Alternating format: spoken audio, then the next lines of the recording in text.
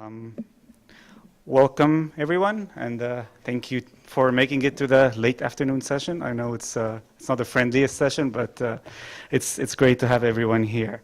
So I'm sorry we're starting a little late. My name is Mohamed Yahya. I'm the executive editor for Nature in the Middle East, and I'm also the president of the World Federation of Science Journalists.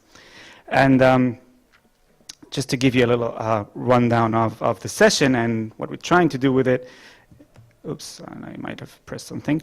So basically, since we first started using penicillin in the 1940s, antibiotics have completely revolutionized medicine for us. And since then, they've saved millions of lives, and modern medicine wouldn't be what it is today if they did not exist or if we didn't know about them. But over the past few years, the effectiveness of antibiotics has been going down.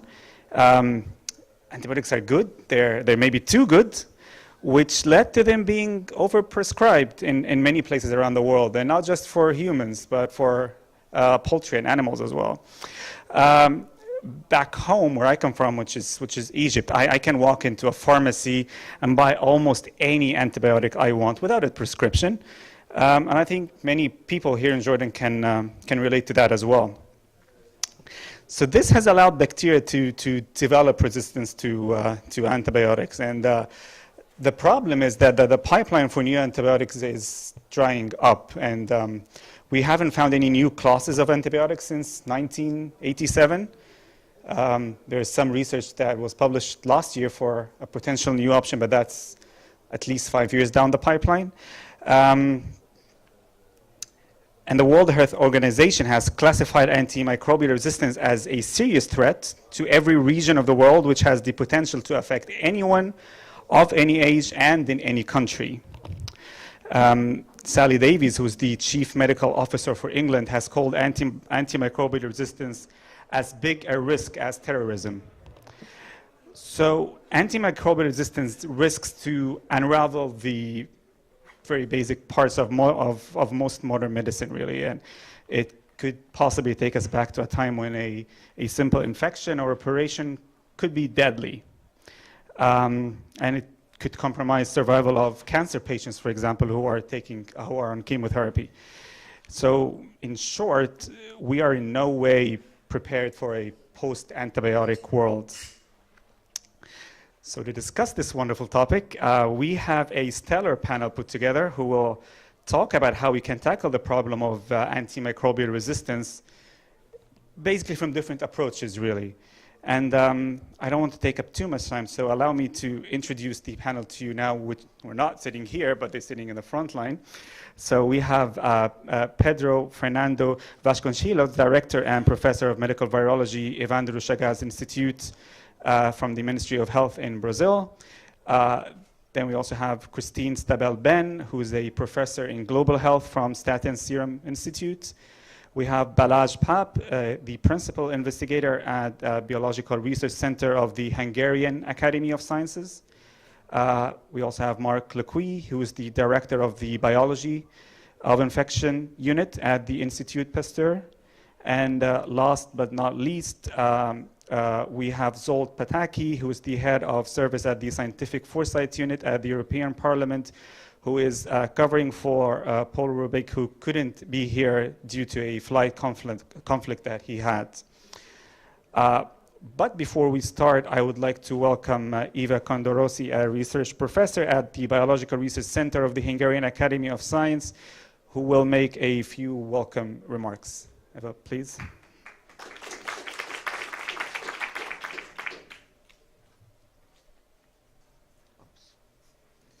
So, dear ladies and gentlemen, a very warm welcome to this session. This session is organized by the European Research Council, the Hungarian Academy of Sciences, and the Brazilian Academy of Sciences. I am representing the European Research Council, being Vice President for Life Sciences, and also the Hungarian Academy of Sciences.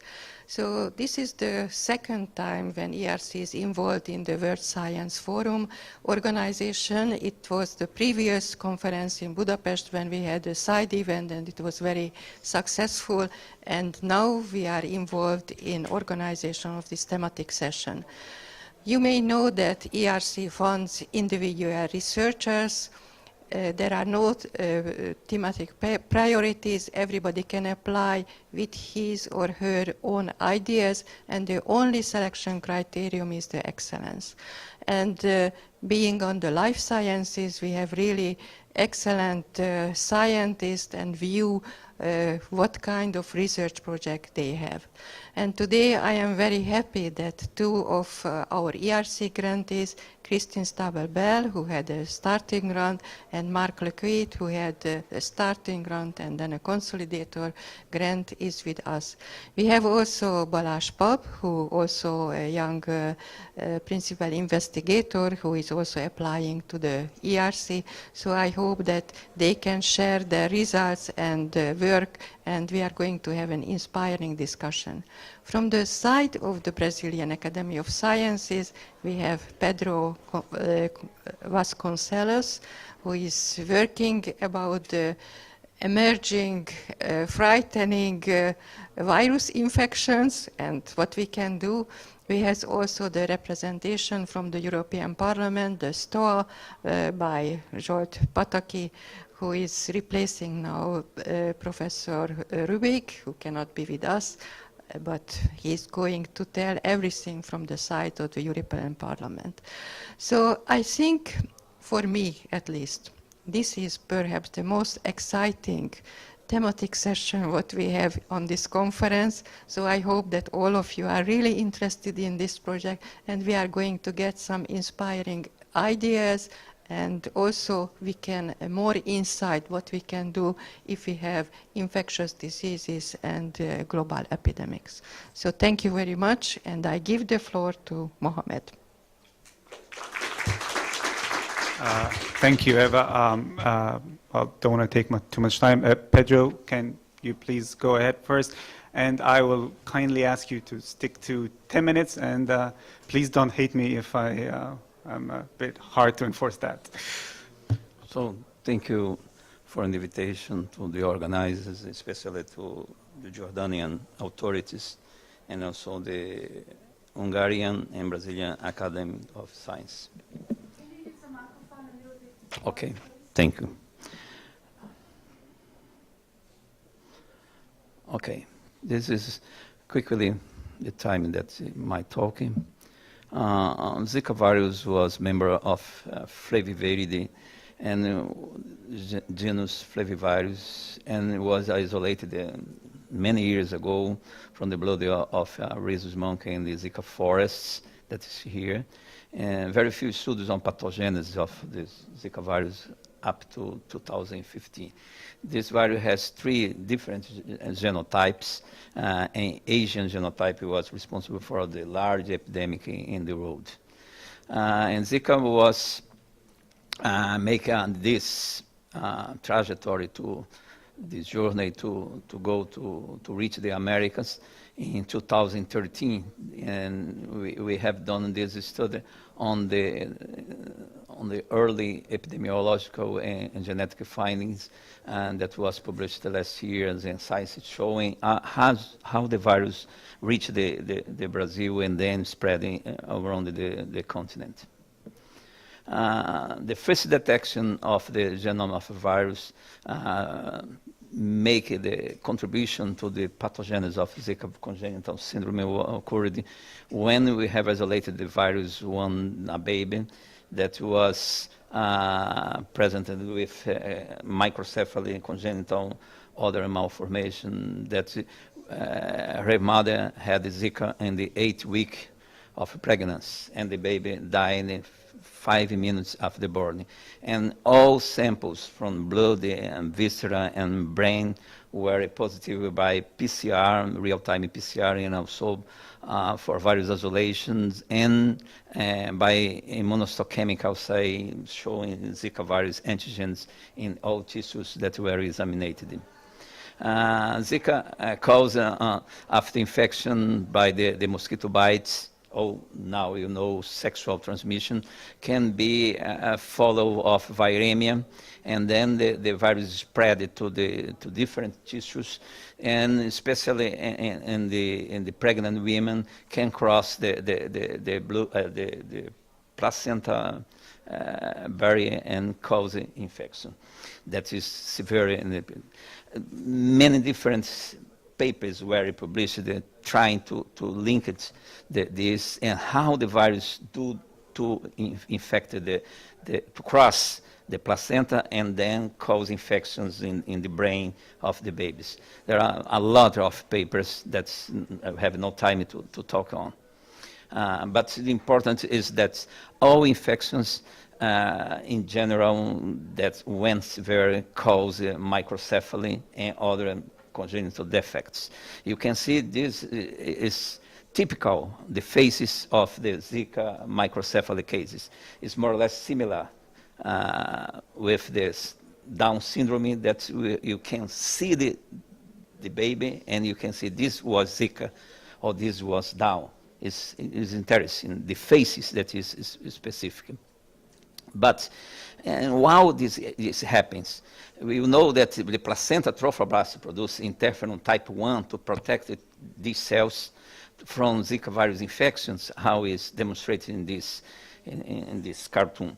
Although it's for any reason that we don't know exactly why, we have see here abortion production of here the miscarriage, this, and the immunohistochemical assay showing large amounts of Zika virus antigen purple here that is in the abortion products, and also on embryonic tissues in placenta chorionic villi that were shown expressed large amounts of the Zika virus antigen. So this not protect completely against infections. And in this recent study that was accepted in the Nature scientific report, we compare 10 microcephaly babies with 5 controls that died without etiology. And we observed that all innate and adaptive immune cells are activated in the central nervous system, both in meninges, perivascular, and parenchyma areas of the brain. And more than a cytokinase storm in the brain of these babies, we observed a true cytokine tsunami, because it's terrible. All cytokines are very high, and you can see the difference comparing in blue with the red, that is the control in the same area. So far, it's tremendous the impact on this pathogenesis of this. This is the proposed mechanism that we are using in this paper to explain the central nervous system cell damage, explain how the connection between the different cells and the expression of the cytokines in the developing disease in these cells. The consequence of this host immune response is the microcephaly, this congenital Zika virus syndrome, now that is characterized by microcephaly, the proportion of craniofacial size, ocular alteration, including blindness, audiometry, alteration, deafness, arthrogryposis, changes in high images diagnosis, in different defects. Here you can show this congenital with arthrogryposis, showing the difference both eye images and photograph of patients with these alterations. And microcephaly apparently is the tip of the iceberg of the Zika congenital syndrome, because we have a lot of different alterations, including abortion, stillbirth, epilepsy, visual defects, hearing loss, arthrogryposis, intracranial calcification with or without microcephaly, and probably many other defects that were marked here in question marks. So in adults also you have a difference. This is to show the Guillain-Barré syndrome that is very common in adults and young people, showing the study that was published in New England Journal of Medicine, showing that after the epidemic of Zika in green, the epidemic of Guillain-Barré syndrome in yellow. And also Zika is more severe in people with immunological disorders. In this paper that we have published last year, showing 3 cases of death following Zika virus infections in adults with immunological disorders, including destruction of the central nervous system with apoptotic neurons and large amounts of the virus in this immunohistochemical assay. To conclude this, we have the development of a vaccine approach together with our institute and the University of Texas Medical Branch, and 2 papers here in Nature Medicine and Nature Communication. We show that the importance of the production of protection against the virus, and also that sterilization occur in animals infected, the male animals after Zika. As you can see here, the size of the testes and the mobility of cysts, and also the number of sperm cells. So it is important. And that our vaccine is enough to protect against infection of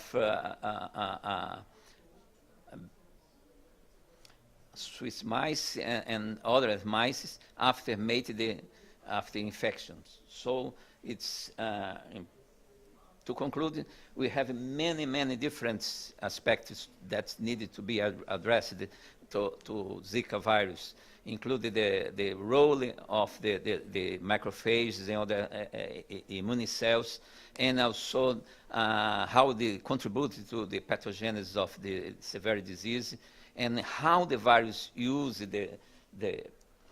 to cross placenta and blood-brain barriers. To conclude, the pathogenesis of the Zika virus has been described, but apparently we need additional information since many other aspects remain to be understood. The consequence of Zika host immune response is apparently directly associated with increase in disease severity. Microglia and astrocytes are source of neurons infections. This is very important because the infection remain as chronic since these cells supply to neurons of the liquids. So, and finally, the development of vaccine against Zika is an international emergency ready to be tested in clinic. This is several people that work together, and thank you so much for your attention. Thank you, Pedro. Pedro, can you come maybe join over here? Next speaker is Christine. Just a quick question. Is anyone using the translation in the room? Can you just raise your hand if you are? We don't need the translation. Oh, there's one. Let's keep it, but if you can keep it just a bit down. Thank you.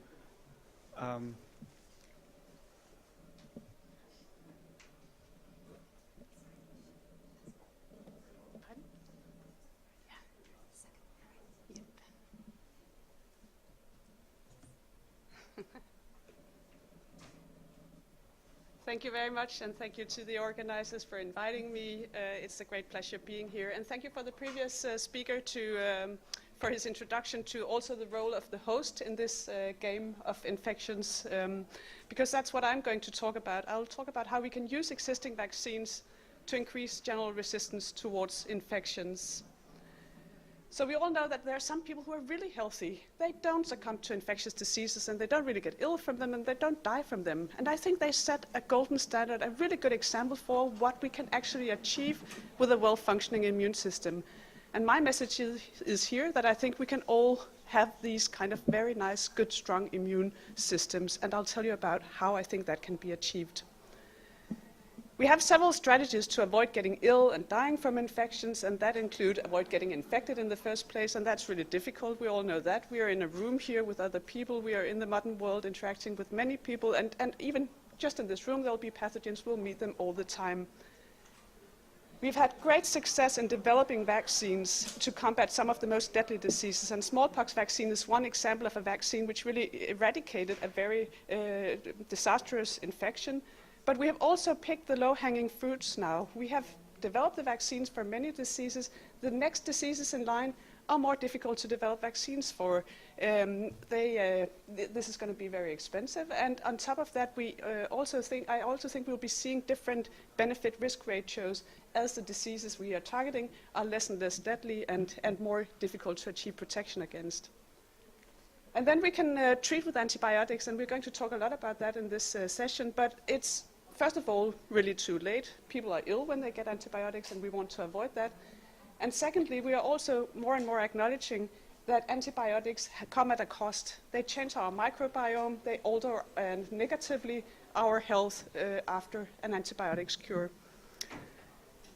So I think we could actually cross-talk a bit with farmers and veterinarians, and I've been doing that. And what I heard from them is that they are looking to save most lives at the lowest cost, because of course they want to have their animals turn into meat that they can sell.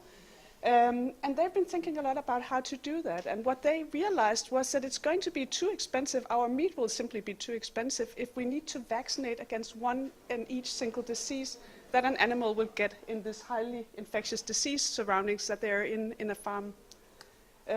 So it's really not feasible to vaccinate against the diseases, and it's not feasible to treat every single infection in the animals. First of all, because it's costly, but also because there's now increasing pressure on not using all the antibiotics in farms. So what the veterinarians are thinking now is that they need to look for interventions which really enhance the general resistance of the animals. That is going to be the most cost-effective strategy in order to avoid infections and mortality from infections. And I think we can learn from that, and we should also think along these lines. We should think, rather than targeting diseases one by one, on how we find the good interventions to strengthen host resistance towards infections. By that single goal, we will have obtained a lot of goals at the same time. And what our research has proposed is that we actually already have the tools in the toolkit. We have live attenuated vaccines against a number of pathogens that we have co-evolved with. And our research has shown that these vaccines do not only protect against the target disease that they were developed against, but they also seem to teach the immune system a lesson, which makes the immune system stronger subsequently. It becomes stronger at combating other infectious diseases. So according to the current understanding of vaccines, they have their specific effects on the infections, but what we are proposing is actually that in addition to these specific effects, the live attenuated vaccines have what we have coined non-specific effects. They have beneficial effects on the immune system, which makes the immune system better at responding to subsequent, completely unrelated pathogens. The live attenuated vaccines that we have studied so far are smallpox vaccine, it's the Bacille-Calmette-Guerin vaccine against tuberculosis, it's oral polio vaccine, and it's measles vaccine. And as I said, they all have in common that these are pathogens that we co-evolved with either as human pathogens or as animal pathogens. I cannot take you through our whole research agenda on this, but we've done more than 200 studies, I think, now on the non-specific effects of vaccines, and most of them are reviewed in these two papers here. But I'll give you one example with respect to BCG vaccine. It's used at birth in TB endemic countries, with a few exceptions, because low birth weight children are normally not vaccinated at birth. The vaccine is postponed until 6 weeks of age when they have gained more weight. So that created an opportunity for us to study the effect of BCG on all-cause mortality, and we did that because we were really intrigued by observations that BCG was associated with lower overall mortality.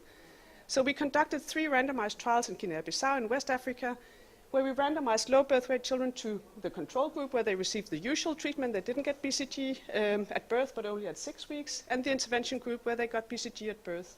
So that created a window of opportunity of 4 weeks in the neonatal period, where we could look at the effect of BCG on all-cause mortality and morbidity. And the studies were conducted, among others, and I'm really grateful for that, with funding from my IIIC starting grant. And they showed uniformly in the 3 trials, which were conducted under different circumstances, because you can see the baseline mortality was different in the 3 studies. They showed consistently that BCG at birth was associated with strong mortality reductions. And in a combined analysis of the 3 trials, which we published just October this year, you'll see that providing BCG at birth was associated with a 38% reduction in neonatal mortality. So, I mean, more than a third of the deaths in the neonatal period were prevented by giving a simple live vaccine at birth. And importantly, this is not due to prevention against tuberculosis, because tuberculosis doesn't kill children in the first month of life. So, and when we studied the causes of death, this was due to protection against septicemia and pneumonia. So, in other words, I think BCG increased the host resistance against a lot of different infections. And how is that possible? Well, actually, it's wonderful, because we have emerging immunological studies now from other groups showing that that is indeed biologically plausible, because in a groundbreaking work from Nijmegen University, they recently showed that BCG actually induces epigenetic modifications of the monocytes, the cells of the innate immune response, or the innate immune system, so that they become more vigilant. They respond better to subsequent unrelated challenges. And in SCID mice without adaptive immune systems, this translated into lower risk of dying when challenged with an otherwise lethal infection. It's clear that this has obvious implications here and now, and I really hope that this will be picked up and put into policy, because right now it's not only low-weight children who are not vaccinated in Africa, there are many delays for practical and logistical reasons, so more than 50% of all children do not receive BCG at birth. So if we are right, and BCG reduces neonatal mortality by 38%, we could actually save more than 200,000 lives every year by making sure that everybody got BCG at birth.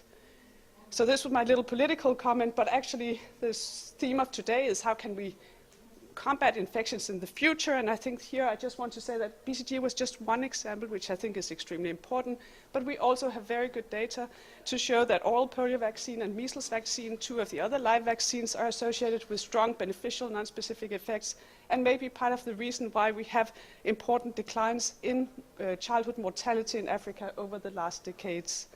Smallpox vaccine, very efficient vaccine against smallpox, but we stopped it when smallpox was eradicated. And that might actually have been a mistake. Nobody investigated what happened when smallpox vaccine was stopped, because it was assumed it wouldn't have any consequences for health. But in fact, all the historical studies that we have done show, both in Guinea-Bissau and in Denmark, that those who had a smallpox vaccine compared with those who didn't have, just in the phase-out period, they have much lower mortality and better health. So we may actually have stopped the vaccine and increased morbidity for other reasons.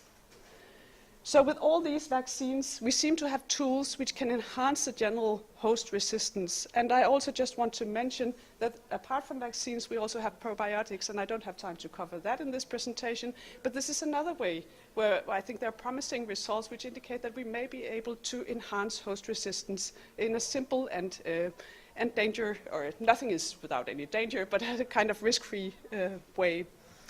So my vision for the coming decades of fighting bacterial and other pathogenic threats, well, of course there will still be work on developing new vaccines and antibiotics, and definitely industry is very interested in that. We shouldn't forget that. But as I have argued, it's expensive, it's time-consuming. We already picked the low-hanging fruits. We're going to see different benefit-risk ratios for vaccines. And with regard to antibiotics, we are more and more aware that they come at a price. And other people will cover that, but obviously we also have the whole resistance issue at stake with respect to the antibiotics. So my proposition is that we use the existing live vaccines. There's very good evidence now and immunological methods to back them that these vaccines train the immune system and increase host resistance. So using these vaccines, I think we may actually all be able to have the very great immune system of these old people here. So with that, I'll finish my presentation by thanking all the people who were involved, by thanking all the funders, and of course to say shukran, thank you to all of you for listening.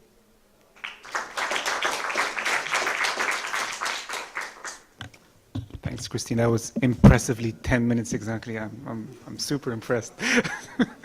Can you join the panel, please? Wow, yeah.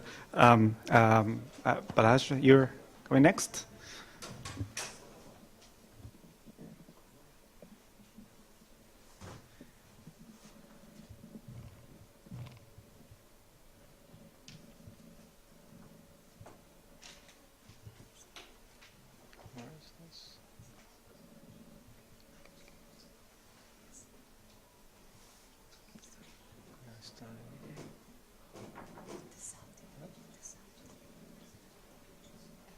Just mute it, please. Okay.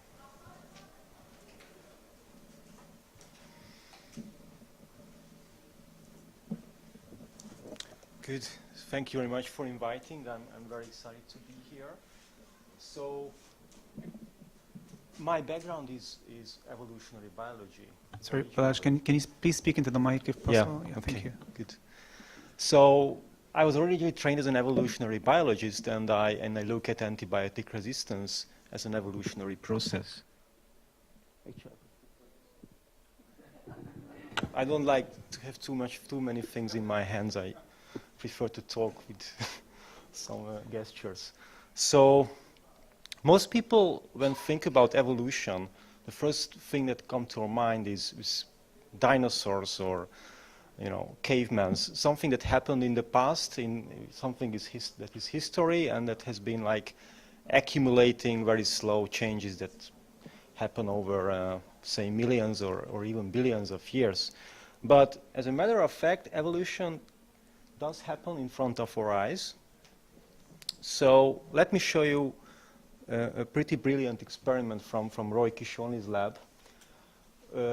All what they did is to take an agar plate of this size, that's the photo of this, and they make like areas of antibiotics where, so in the two edges you have 0 concentration, and then as you go inside you have up to like 1,000 relative concentration of antibiotics. So 1 is actually the concentration at which the bacteria just cannot grow. That's where normal bacteria wouldn't grow, the wild type. So, yeah, I need to go this one. And then they started the experiment, and that's what they see. So that's the first. For some reasons. Yeah, sorry about that. It's running here, but not on.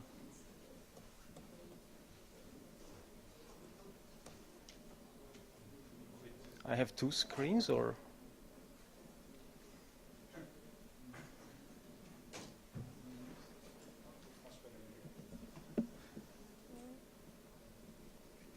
I need this one on the screen, right? No, it's still not that. I don't want the PowerPoint now. I want to have the video.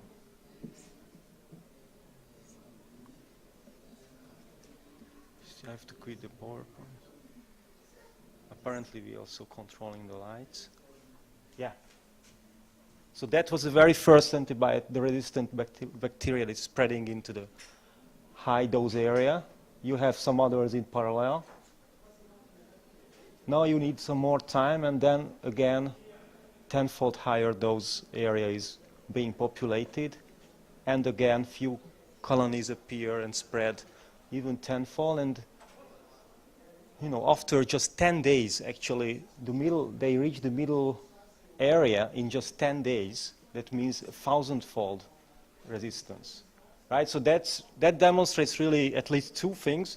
One is that evolution, it can be extremely rapid and happen in front of our eyes. The second one, that we can follow that in the lab. Okay, now I'm back to PowerPoint, thank you.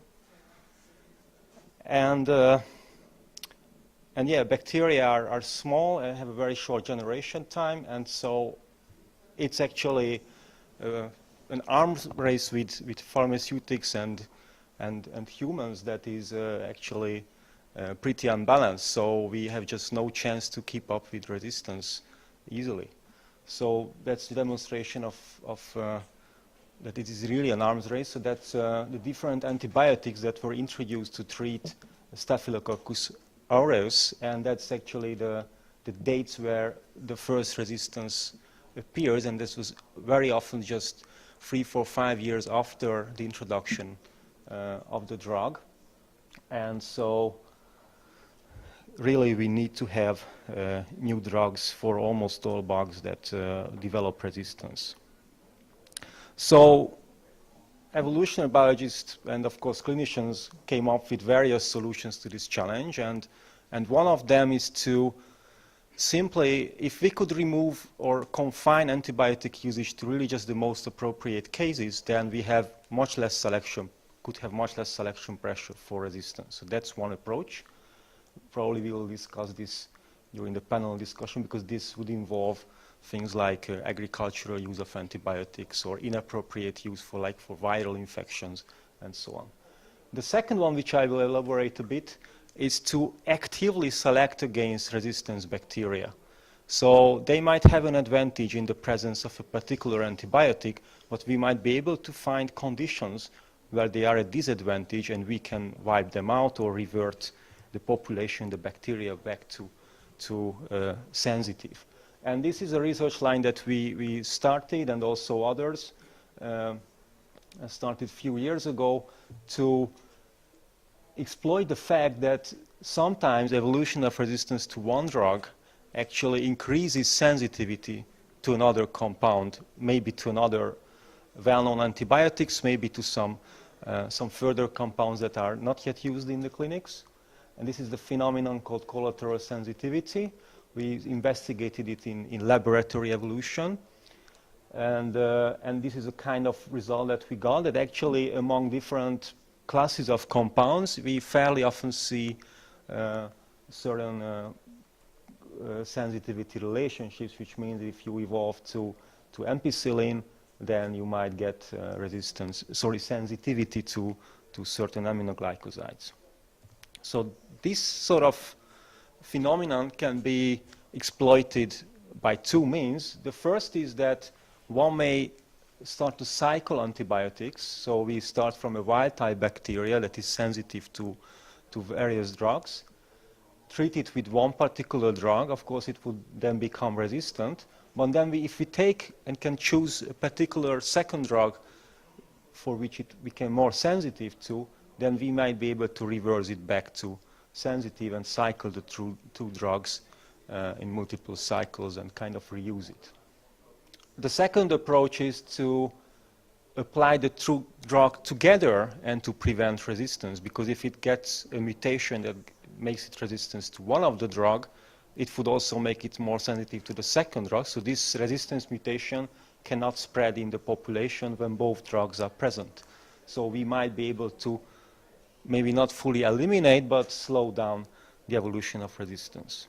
So most of these works come from laboratory studies, but there are some, especially from the dentist lab, some works that actually show that it might work on clinical isolates and using drugs that are often used in the clinics. Like, for example, these guys came up with a set of 3 beta-lactam drugs that, when applied together, they can specifically inhibit a multi-drug resistant Staphylococcus aureus, and not just that one, but also when they apply this triple combination of drugs in a prolonged manner, no resistance appeared, because apparently all the single resistance mutations were sensitive to one of the compounds in the cocktail. So that might, and actually one advantage of this is it uses existing drugs. It's kind of, with new combinations, we can get some new drugs without to go through the whole approval and toxicity tests and so on. The second approach, and that's something that we're now doing in SEGED now, is to look for new classes, alternative classes of molecules that might inhibit these resistant bacteria. And this, we focus now on antimicrobial peptides, which are also part of the innate immune system of many organisms, including humans.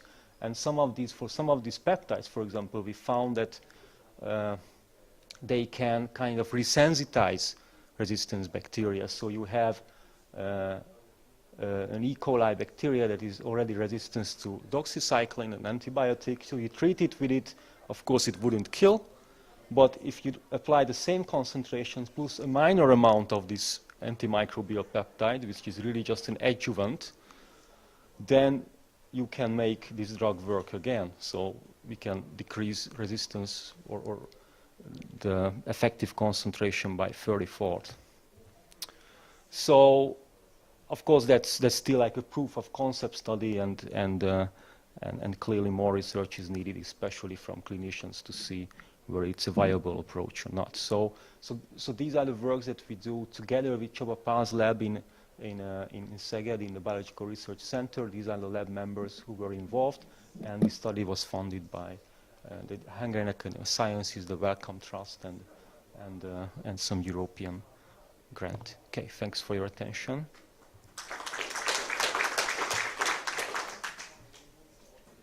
Thank you so much, Balázs. Mark, do you want to go next?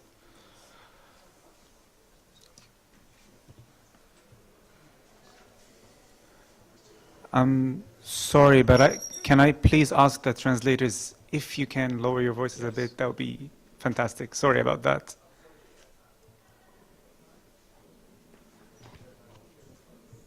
I can't hear a word. I'm sorry.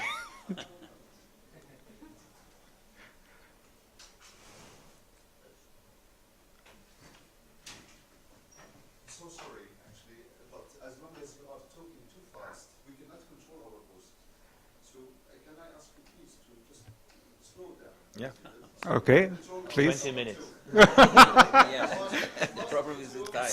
Okay. Okay. So I will adjust. If I hear you, I will slow down. So it's slow down, but stick to 10 minutes. It gets more challenging every once in a while. So this is a great pleasure to be here. I'd like to thank the IIIC and Eva Condoresi for having me here. And I will present as a clinician and a scientist some common thoughts on antimicrobials that reveal actually their intrinsic properties, and then discuss ways to get around those problems. And of course, this will be open to discussions, and many of the things that we'll say have been already touched upon by the other speakers. So I need to move here. So as you all know, I mean, human therapy historically have been derived from traditional medicine and empirically, and a good example of this is the identification of aspirin to combat pain, derived from this plant, and has been used for centuries before it was identified as an active compound. Over the last century, medicine has become more scientific, and mechanistic studies have helped develop highly effective and selective therapies. This is the case, and this is ongoing with anti-cancer therapies. And this has been brilliantly illustrated with HIV and HCV. As you know, these are viruses that are around for less than 25 years, that we discovered at least less than 25 years ago. And for both viruses, highly efficient, effective therapies based on their mechanism of replication have been developed, and they can be completely controlled for a long period of time. So what about the antimicrobials? You know, in the end of the 19th century, the germ theory of disease led to the concept of infection, which is well known to us now, and which led to the conclusion that bugs are essentially bad. So we needed to develop antimicrobials, and this has been the case, as we heard about, over the past century after Second World War, during Second World War. Most of them are actually natural. Some are synthetic or semi-synthetic, and you see that over the past decades, a number of new antibiotic classes have been developed, but the pipeline is not so efficient over the last years. Okay, so what these antibiotics have been doing, they have been extremely efficient in saving lives. Actually, they are intrinsically super efficient. They usually target specifically bacterial products, such as the peptidoglycan, which is a cell wall in gram-positive and gram-negative bacteria, on antibiotics such as beta-lactams, and there are many glycopeptides, are extremely efficient at breaking this wall or blocking its construction. And this translates into this type of result where you have an agar plate where bacteria are growing, and here you have antibiotic diffusing, and this blocks completely the growth or even kill the bacteria. For sure, antimicrobials, we should keep in mind, are very efficient. Actually, they are a bit too much efficient because they have also a huge side effect, as we heard about, which is to have an impact on the microbiota, which are the complex bacterial communities that live in our gut, more than 1 kilogram, as well as in other mucosa. And clearly, this has an impact we can discuss about later. Just to illustrate this, here you have individual mice which have been untreated, and you have different bacterial genera, and I'm not going to read this, but it shows you the diversity of the microbiota in these untreated mice. If you treat with ampicillin or vancomycin, beta-lactam and glycopeptide, you see a complete shift, and kind of reproducible shift in the composition of the microbiota. So this clearly shows that apart from the intended pathogen, the antibiotics have an impact on the composition of the microbiota, and this has a huge implication. There is also, and this is kind of obvious to this symposium, selection of resistant bacteria via mutations, but these mutations or this modality of resistance can be transferred so that at the very beginning you have one or two resistant bacteria, but upon treatment, either the pathogenic bacterium will become resistant and which is resistant will amplify, or the resistance will appear or be selected for in the microbiota so that the treated patient will be cured but will be able to disseminate resistant bacteria in the community, and this is a huge problem now. So based on these very simple and well-known observations, what can we do? First, and I know I'm a bit provocative, we need to consider that these antimicrobials, although very effective, are weapons of mass destruction because they are not selective. They are selective for bacteria, but not selective for the pathogen. And we need now precision weapon. And this is actually what has been developed for viruses, for cancer therapy, or is being developed. So what can we do in the context of bacterial infection? First, we would like to kill specifically the pathogen, and for this we have different tools. All are good tools. They are not used in the clinic so far, but they are in development. There is this CRISPR-Cas9 system, which is actually derived from the bacterial world, based on the immunity that bacteria can acquire.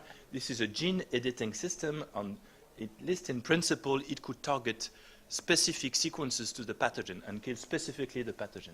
We've heard about antimicrobial peptides. There are thousands out there made from mammals, all other kinds of animal, plants, and they are extremely active and can certainly be used in therapeutics. And we have phages, which are actually viruses pathogenic to bacteria. They have been around for as much time as bacteria have been there. And they can certainly be used to kill specific bacteria. The problem is their narrow spectrum, and there are many problems we could discuss about, but certainly this is an interesting option. There's another way of doing, which is rather than killing the pathogen, is killing its pathogenic activity. So this concept is actually around for many years. For example, you know the antitoxin approaches based on antibodies, for example, or other compounds that may block tetanus toxin, clostridial toxin, diphtheria toxin, whatsoever. This can be very efficient to treat the toxin-mediated disease. You can also try to alter the injection mechanism that inject into the host cells some pathogenic proteins which are the cause of disease, and this is the case for Enterobacteriaceae, for example, like Salmonella and Shigella. They inject into the host cell these compounds. You may want and achieve the blocking of this needle, this type 3 secretion system. And there are other secretion systems that can be targeted, for example. There is a last, and this is not the only one, but just as an illustration, last approach, which is host-directed therapy. In a way, it's what Christine has been telling us, but this can be specifically used to alter the host response or to change the host response so that the cell and the host is more resistant to bacteria. This is, for example, this can be used for TB, Mycobacterium tuberculosis. Actually, when it infects cells, it reprograms the cells, it does multiple things. If we were able to block this change or make the cell less receptive to these changes, we could probably control better the infection. Of course, we can combine all of this. I'm almost finished. So the other approach, which is complementary to this, let's say we have resistant bacteria around, we want to kill them. This is exactly what Balázs has been telling us. Here again, the CRISPR-Cas system can target specific sequences which are associated with antibiotic resistance and either cure the plasmid that carries the resistance or lead to the cell death of the antibiotic-resistant bacteria. So what that means, and in 10 minutes it's a bit of a summary, is that we need to really know the basic mechanisms of bacteria, basic microbiology, even non-pathogenic bacteria. We need to understand in detail, and there is a lot to be done, host-pathogen interaction. We need to understand microbial pathogenesis and host responses. And when we get a complete picture of this, we can move on. This is actually really what has been done for HIV and HCV, for example. So you see the situation is a bit complex. We have multiple bacteria, we have multiple hosts, because it's not only human that have bacteria in their gut, and we need to understand the whole thing, describe the whole thing, understand the interaction.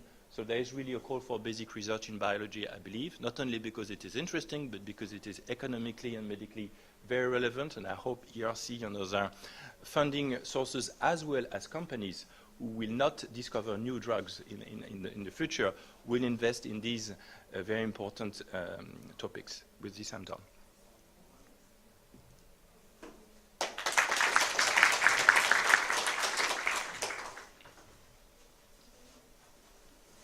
There you go. Thank you very much, Mark. Last but not least, can I ask you, Zsolt, to make that presentation?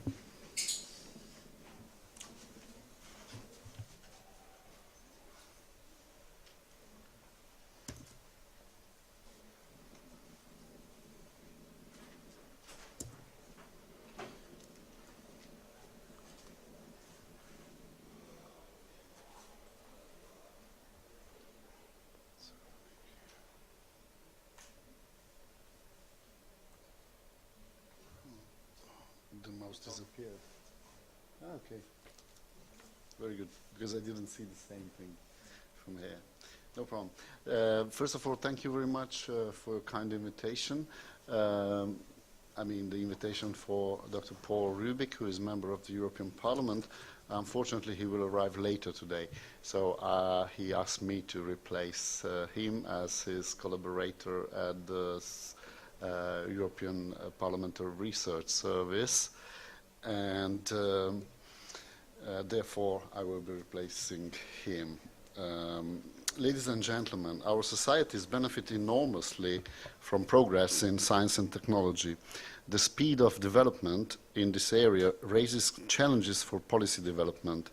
An effective science policy interface is crucial to ensure that legislators and policymakers are equipped with the expertise needed to deliver effective responses to the challenges and opportunities facing European society. I need to speak a little bit slower, I understood. Thank you. Contrary to the previous speakers, we at the European Parliamentary Research Team, we do not do basic research, but what we do as a scientific interface is to run scientific studies and provide scientific advice to the legislators. The Science and Technology Options Assessment Panel, STOA, with its shorter name, of the European Parliament was established 30 years ago as a scientific advisory body to the institution as a whole. It has a mission to provide members of the Parliament with independent expert assessment of scientific and technological developments and related policy options in the service of informed political decision-making. So what we do is not providing a black box or the magic solution to the legislator, but provide some alternative options that could be used in future legislation with a foresight perspective. In parallel, STOA undertakes scientific foresight role within the European Parliament in order to provide MEPs, the members, with a more long-term view on techno-scientific developments. The key STOA missions are to run technology assessment studies and, on the other hand, scientific foresight studies. The first refers to studies which provide answers to medium to long-term, sometimes complex interdisciplinary studies problems relating to the impact of science and technology developments on society. And in this we are working together with our partners in the United States and Japan, science and technology in society. The scientific foresight studies are sort of more forward-looking studies identifying key science and technology trends which might require anticipatory, precautionary or regulatory action at European level. And we also publish some regular studies on many issues. So what we are doing, when I started saying that we do not do basic research because we are sort of interdisciplinary science hub in the European Parliament, we focus in this latest legislature, which started in 2014, on 5 priority thematic areas. Eco-mobility and modern energy solutions, which is also at the heart of this very forum. Sustainable management of natural resources, also at the heart of water management or others. Potentials and challenges of the information society, cybersecurity, cyber attacks, and many more. E-democracy, e-participation, many issues that are very important. Health and new technologies in the life sciences, what Paul Rubig likes to call the perfect life. Thank you. And the 5th is science policy, communication, and global networking. I need to hurry up a little bit. I would like to show you some recent STOA activities in the area of health and new technologies in life sciences. One of... okay, it doesn't move it. This is a recent workshop that took place in European Parliament, which discussed good governance, primary care, and data collection and data reuse, and citizens' involvement in health promotion and disease prevention, which is just adjacently related to the today discussion. But my next workshop that I will be showing is that's also adjacently related. The next one will be more related. Understanding the human brain. This is just to that you figure out what kind of health-related action the European Parliament takes. And this was an initiative with European, American, and Japanese brain scientists. Then I come to the very heart of this specific session. The Ebola outbreak, challenges and perspectives. It is well known that several Western African countries have been affected by the worst Ebola epidemic in the history. This workshop discussed the response of the European Union to the Ebola crisis. Unfortunately, the EU did not promote a rapid and coordinated response to the Ebola crisis, and the lessons learned from this crisis should be used to improve the role of the EU in similar situations in the future. I will show you later that some publications were turned on this issue. Another one is solving antibiotic resistance, which is a major global and European challenge. And I won't go into the details, but what recommendations emerge from the meeting, I will just list them. Better use of current antibiotics in primary care, that was also mentioned by other speakers. The need of novel antibiotics are urgently with a better collaboration among pharmaceutical companies, academia, research centers, European Commission, and the EU member states to provide leadership and funding to tackle this problem. And then the vaccine research and development in Europe, that was also a workshop which took place exactly 1 year ago. recently, which also had some recommendations, but I think I will run out of time if I go into the details. I'm just continuing to showing you very few slides. Therapies for the Future, that was 1 month ago. Another workshop which discussed nanomedicine and advanced therapy medicinal products, which have great innovative potential with very high-level speakers. Some publications I'm showing you, and I'm close to ending. Austerity and Health in Europe, that were published by my colleagues,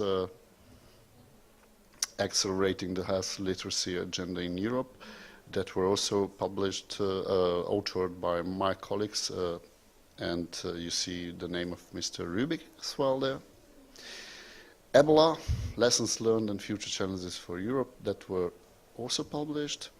And for our outreach, I will be leaving this slide if you want to know more about us. Many thanks for your attention.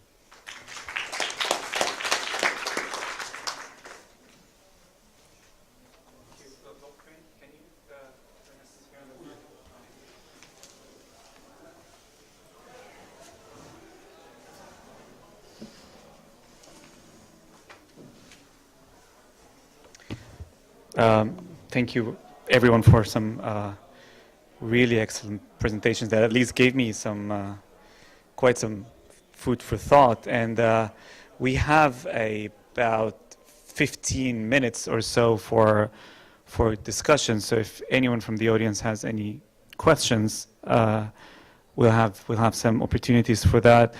But if I may start the discussion, and I'll just throw this question out to the panel. So you've mentioned a few things in the pipeline.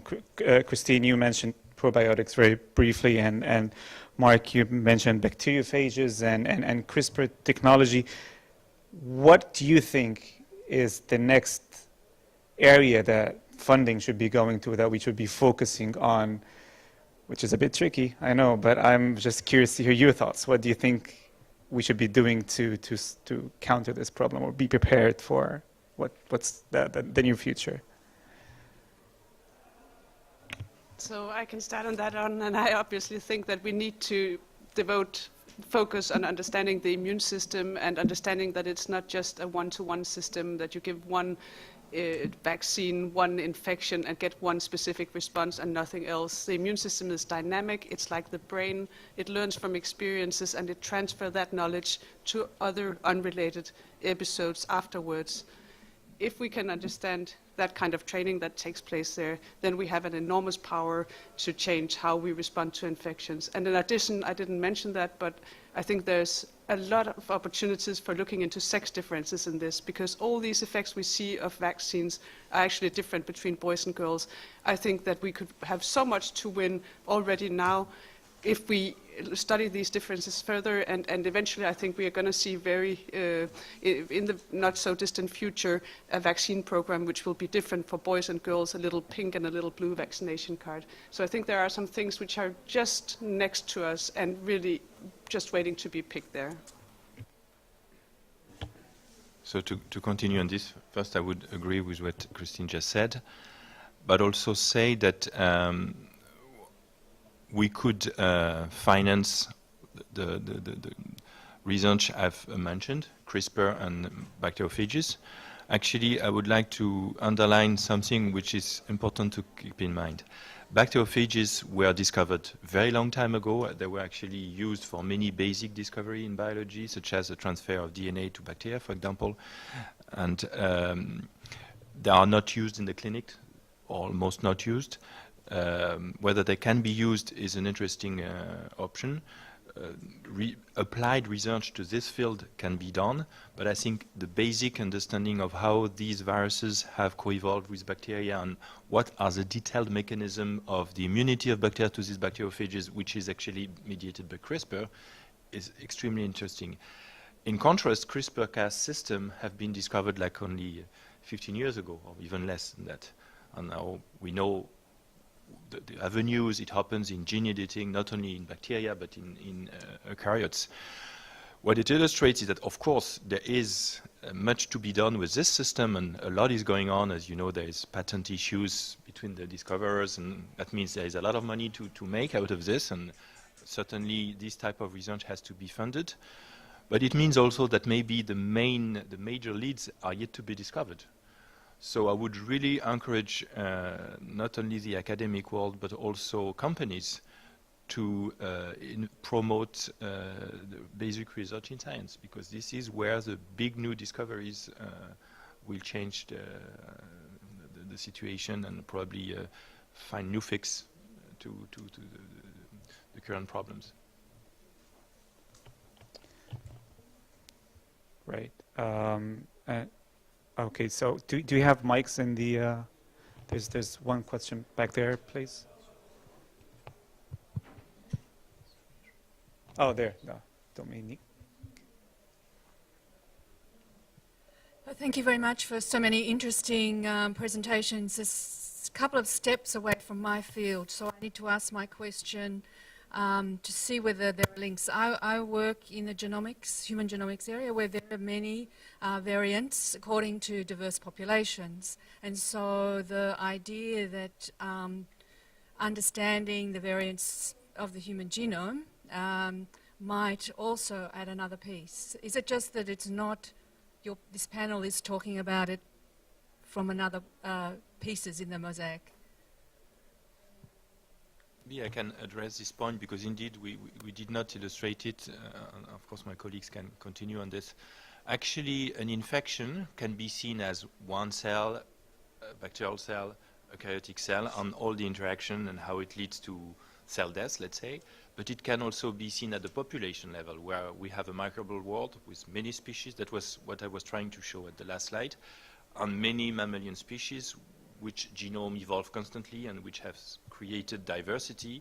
And it's only in certain hosts with certain susceptibility factors and with certain bugs, with certain virulence factors or capacity to transmit, increased capacity to transmit, that there will be a phenotype. So not only we need to zoom out to consider this, but also zoom in to the specific mechanism and see how they are conserved or non-conserved. And of course, in the context of developing therapies, either if you want to play with the host or the bacterium, you want to know whether you're talking about a general mechanism or a very tiny part of the puzzle. So that would require some longer discussions. I can just add that I think the sex issue is a very genetic issue, obviously, and I think that you are absolutely right that there may be further subtypes and phenotypes, but from a practical point of view, working in Africa, this is the easy genetic test you can do even without any assay. Just to say that what you are talking about is already taken care of in medicine, although only in part, is that all these so-called immunodeficiencies, many of them are based on specific genotypes. Either single Mendelian susceptibility to infectious disease or more complex phenotypes which are associated with specific genotypes. Just to flow from this a bit, I'm interested to hear more about your opinions on the relationship between antibacterials and the microbiota. So we are starting to learn how important the microbiota is for our well-being overall, and it's interesting because the antibacterials, they don't really differentiate between the good and the bad bacteria. So do you think this is one of the problems with antibiotics? Do we need a different approach to the kind of antibiotics we're developing so that they're more selective, I'd say?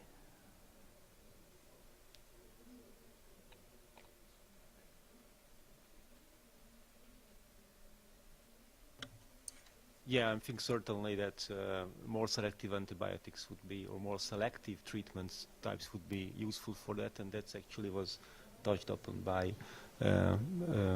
Mark. But but there are actually different situations when we want to use antibiotics, and one of them is when you know, whatever of the cost at the individual, we have to save a life, and we just want to find a drug that can kill the bug, so without any respect. The second thing is that, but that's probably only mostly happens in hospital settings and in a small fraction of the population. So that's only a small fraction of the total antibiotic usage. On the other hand, at the population level, we want to limit antibiotic usage partly for resistance reasons and partly for not to disturb the microbiota. And for that, actually, technology may help us to have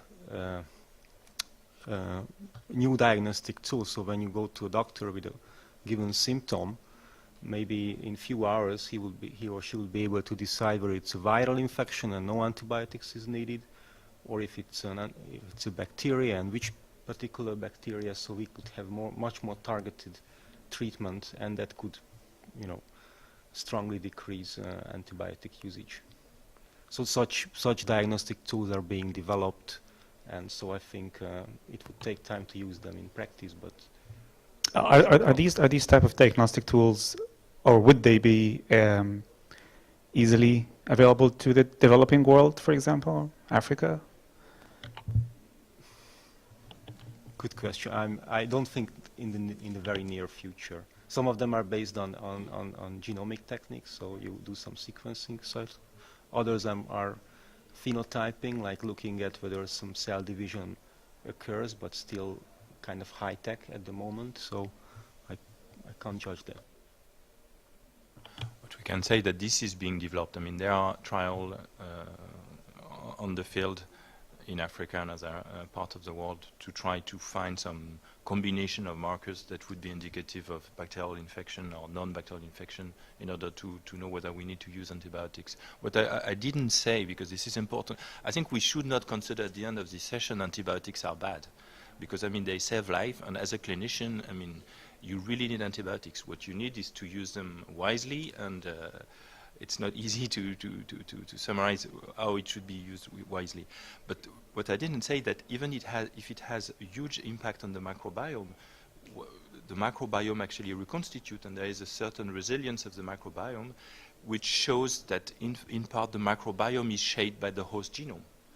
Okay, so things are not so simple, and you may also sometime alter the microbiome in a good way. That is, there are poor microbiomes, some which are associated with obesity or inflammation or whatever. You may want to alter the microbiome. So here, I'm not saying we should use antibiotics, but we need to be careful about preserving microbiome is not necessarily like the holy grail. Yeah. You see what I mean? Have the microphone for the lady at the front first, please. I think it's a question for Mark. I think you mentioned something about the host mediated or directed therapy. Don't you think this is risky? I mean, is it really straightforward to play with the host cells? I mean, aren't there side effects? I mean, or the other way around is much safer or maybe more convenient. So I just want to hear more elaboration on this. I would say first that life is risky, so I mean we have to take risk.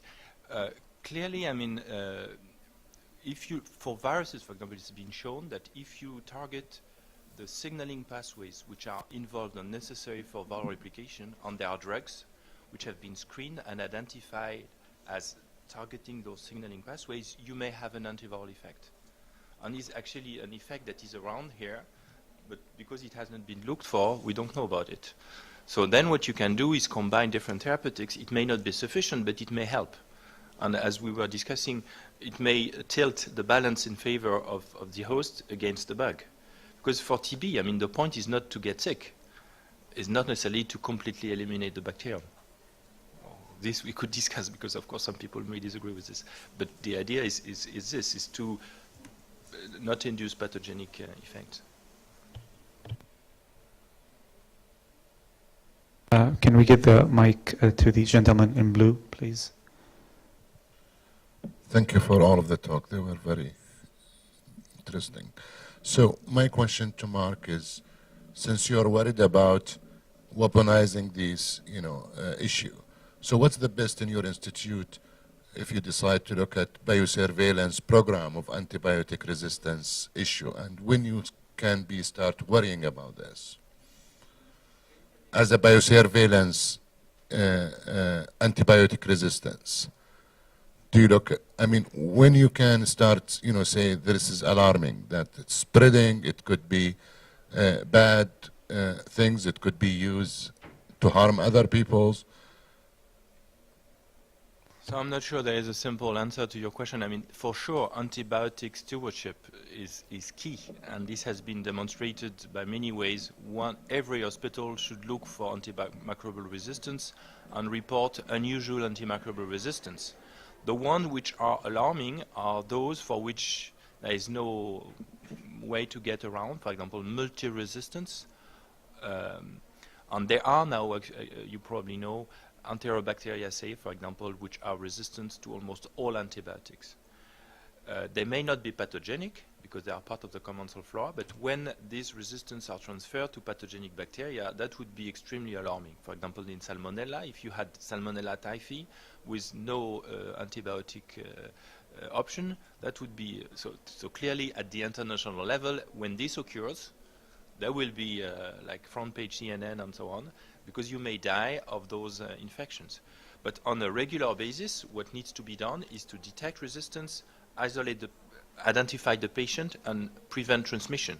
But this is not going to save us, because this can be done, but those resistance are around.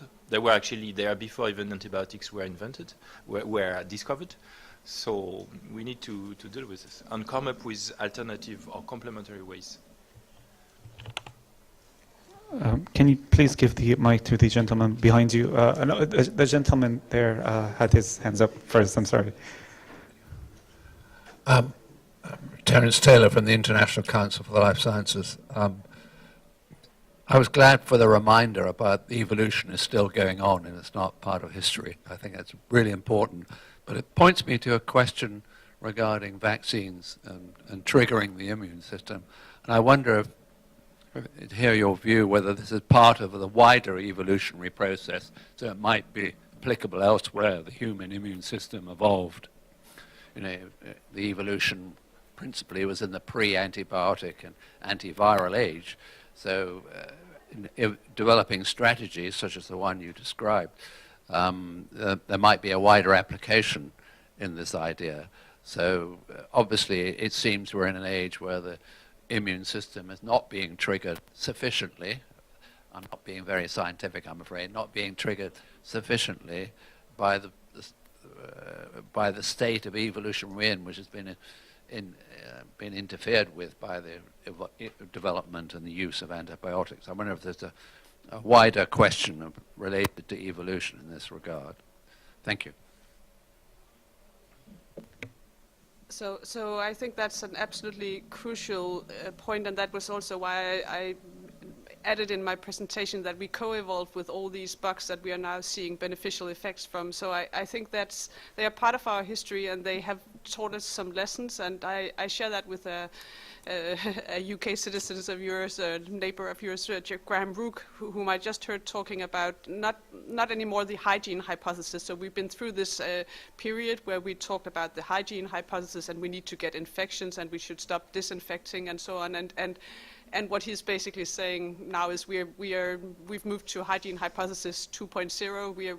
What we really now start to appreciate is we don't need to get infected with all kind of common infections, but we need our old friends. So he has reframed the hygiene hypothesis to the old friend hypothesis. We need our old bugs that we co-evolved with, not just with respect to training the innate immune system and the adaptive immune system and getting a better response towards infections, which was the topic of today, but also to avoid a lot of the diseases that we see increasing in incidence, like autoimmune diseases, allergic diseases. All these things, in my opinion, are probably very related to the fact that we have stopped living in close proximity to these old friends. Just to illustrate what has been discussed, actually there is already, there are scars or at least marks in our genome of the selection against bugs, such as, for example, plague. It's been shown that in European countries where Yersinia pestis was present, the survivors have been selected in a way that they are more resistant to plague than would be other populations. So it's clearly a coevolution and a constant filtering of our genome against pathogens. So it's an extreme example because Yersinia pestis for sure is certainly not a good pathogen. But there are other examples where this filtering is more subtle and can be in both ways, is selecting for beneficial traits or negative traits. I think we have time for exactly one more question. Can we take the lady at the back, please? Good evening. I want to ask if you know in STOA that EU allows food additives as natamycin as antimicrobial agent to be used in food. Have you been involved in a study to find the risk factors or risk analysis for allowing such antimicrobial compounds to be used in food? Usually I will explain more. Usually the EU list of for food additives allows some compounds to be used as preservative for food. One of these compounds, some of these compounds are antimicrobial, such as natamycin. Do you know or have you been involved in risk analysis for such compounds to be used in food? Sol, do you want to go for that? Thanks for this question. I'm not aware of such study to be done. No, it's have been done because it's found on the lists. But are you involved in such? There is no I mean, one would need to check this precisely, but as far as I know, there is no allowance of any antibiotics in food sold in the EU. Yeah, it's allowed in the lists to be used in the we cheese will need to range. discuss precisely what antibiotic are you talking about. Because what? Natamycin. Gentamicin? Natamycin, yeah. Okay. Can I suggest that we keep that for after discuss, discussion? Yes, natamycin. Yes, it's used it's allowed to be used in the cheese range as a food additive. So I wanted to know, is it safe? Because we have this discussion in national level because they said EU allows such a compound to be used in the cheese range. Why we don't use it in our products? Just to know. To get around your question, because I'm not sure I precisely understand or know the answer, but for example, there are a lot of disinfectants which are used in the food production, and bacteria can become or are sometimes resistant to disinfectant.